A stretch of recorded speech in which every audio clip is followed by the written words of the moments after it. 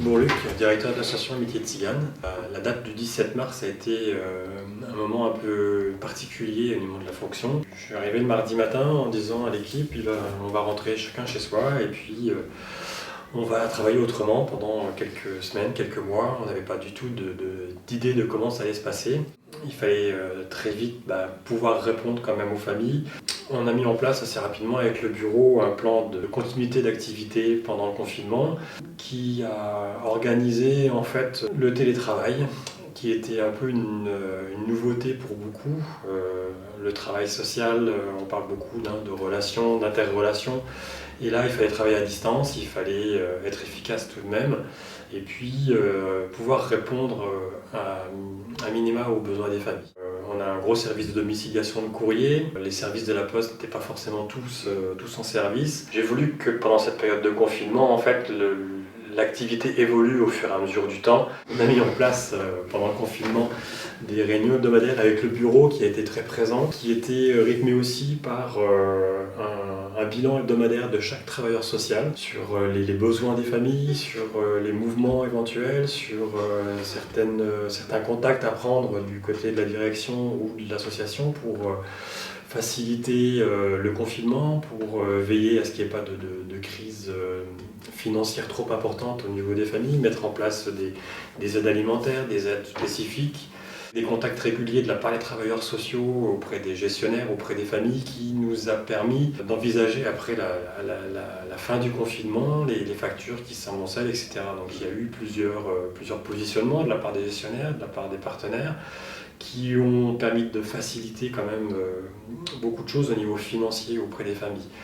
La métropole du Grand Nancy a gardé le tarif hivernal par exemple, d'autres gestionnaires ont choisi de prendre sur leurs finances la moitié des frais, d'autres ont choisi la gratuité. Donc voilà, il y a eu différentes politiques qui étaient parfois en suspension. Et donc on n'avait pas forcément de réponse précise à donner aux familles, mais voilà, on savait qu'il y allait avoir de l'adaptation pour que cette longue période de confinement en fait, ne soit pas après un obstacle financier pour les familles. On a commencé après avec les services de l'ARS à se déplacer sur des aires d'accueil. Voilà, tout ça, il fallait aussi garder le contact parce que la relation sociale dans ce genre d'épreuve pour les familles a été difficile pour elles. Et donc il fallait aussi, en parallèle au travail social de base, il fallait aussi être présent auprès d'eux pour les rassurer parfois, pour échanger. L'activité professionnelle des gens du voyage au niveau du travail indépendant a été quasi nulle pendant 2 mois et demi, 3 mois. Puis en même temps, on s'est aperçu que les familles étaient très conscientes du problème, des difficultés, du risque qu'ils encouraient. Un respect du confinement et du non-déplacement pendant cette période sur l'ensemble des 2 départements. Le rôle du directeur, c'était aussi de protéger son équipe, aussi de protéger les usagers, de maintenir ou de relancer l'activité sociale au niveau de l'association. Les différents éléments, les différents textes qu'on a pu avoir par rapport aux obligations sanitaires ont été mis en place au niveau de l'association avec un changement de rythme aussi.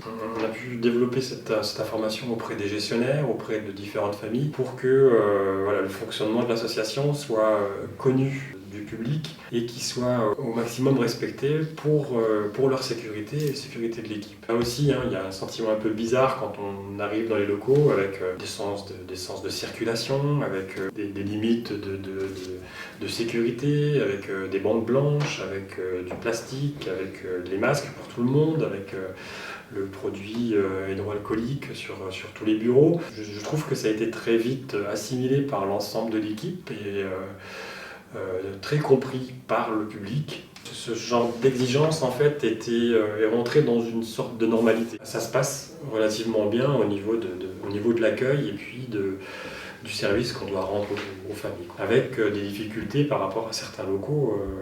Sur Nancy, on peut avoir un sens de circulation, on peut avoir une entrée, une sortie, etc. Ce qui n'est pas le cas sur Nidvange. Il a fallu adapter aussi notre accueil par rapport à la configuration des locaux. Mais voilà, c'est des obligations qui sont difficiles parfois à mettre en place, mais qui sont indispensables. Voilà, aujourd'hui, les déplacements sont fréquents. Les déplacements de travailleurs sociaux sont fréquents sur les départements. On a pu vivre une expérience de don de masques auprès des familles en Moselle avec une journée de dépistage. Cette journée a confirmé en fait l'appréhension des familles et puis l'attention qu'ils portent au niveau de l'épidémie. Plus de 220 personnes ont été testées ce jour-là. 8000 masques, rien que sur le territoire de Thionville, a été distribué. Voilà, c'était une expérience riche aussi humainement parce qu'on a pu rencontrer beaucoup de familles, des familles qui ont été touchées par la maladie, des familles qui ont été touchées par un décès aussi.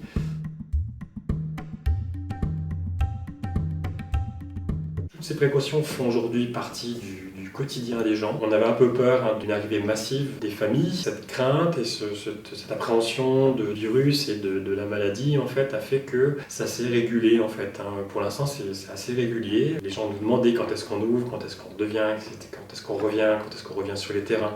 Donc il y a eu un gros travail de déplacement sur les terrains pour éviter que les gens viennent tous sur Nancy ou tous sur Nigvange pour la Moselle. La volonté de continuer l'organisation du travail vers une normalité, hein, reprendre un peu le rythme d'avant. La possibilité aujourd'hui que les équipes se déplacent avec toutes les protections nécessaires. Les déplacements sur les terrains sont là encore favorisés pour éviter trop de déplacements de leur part. Au fur et à mesure du temps, on se donne des échéances pour tester, voir si on peut encore évoluer dans une reprise normale d'activité, remplir tout le rôle que l'association Amitié Tzigane doit remplir auprès des familles.